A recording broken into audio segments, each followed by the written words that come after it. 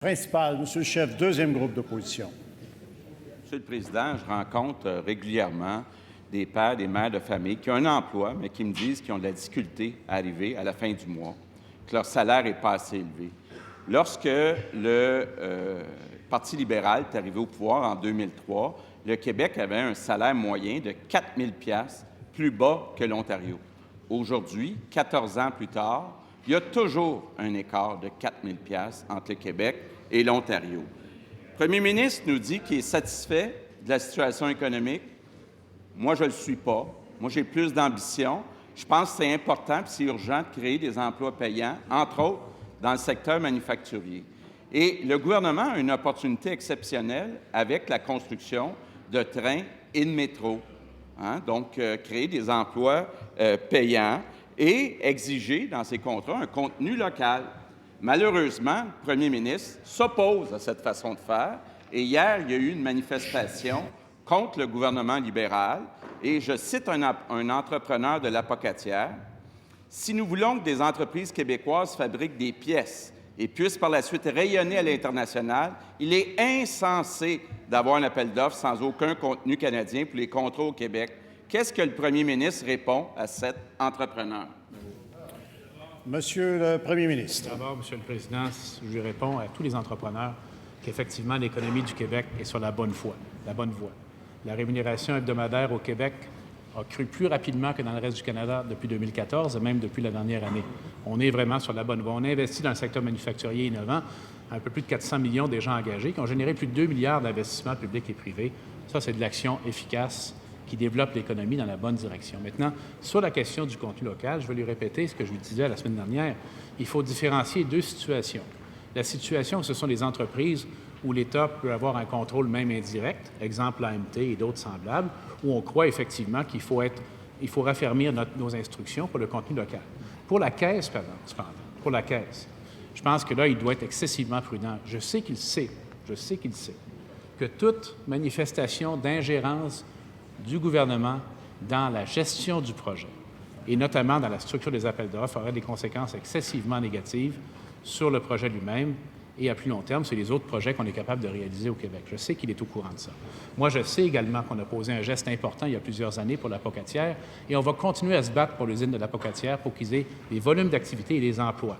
Mais ce n'est pas une raison pour décrédibiliser la Caisse de dépôt sur les marchés internationaux et faire en sorte que le projet, qui en passant va créer 34 000 emplois directs et indirects, 34 000 emplois directs et indirects, qui est le plus gros projet. Il parle de la baie James, de la nouvelle baie James. Elle est là devant ses yeux, la nouvelle baie James. C'est le REM et c'est le gouvernement libéral qui le mène. Première complémentaire, Monsieur le chef, deuxième groupe d'opposition. Monsieur le Président, une baie James qui va être construite en Chine. Je vois que le premier ministre évolue. Il vient de nous dire à l'AMT, on a fait une erreur de ne pas avoir accepté un contenu local. C'est ce qu'il vient de nous dire, mais il nous dit la Caisse, je n'ai pas de contrôle. Monsieur le Président, quand on investit des milliards de dollars, on a le droit de donner des conseils à la Caisse. On a le droit d'avoir un petit peu de leadership. Quand le premier ministre va-t-il cesser d'être naïf? S'il vous plaît. On va éviter les propos blessants. Monsieur le premier ministre. Dire ça? Qu'est-ce que ça vous donne?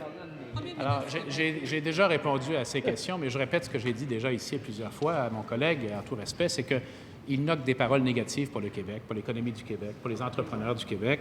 Et franchement, il a des attentes à géométrie variable. Résumons. On arrive au gouvernement, il dit « Vous ne serez pas capable d'équilibrer le budget, on l'équilibre. Ensuite, vous ne serez pas capable d'équilibrer le budget, d'investir en éducation, baisser les impôts, on fait tout ça. Ensuite, vous ne serez pas capable de créer un nombre d'emplois important, on est en train de le faire. Puis maintenant, c'est la qualité des emplois qui est en croissance. Alors, il se cherche continuellement des thèmes. Nous, notre thème est simple. Des finances publiques saines, équilibrées pour l'éducation, la santé et l'économie du 21e siècle, partout dans les régions, y compris à l'Apocatière.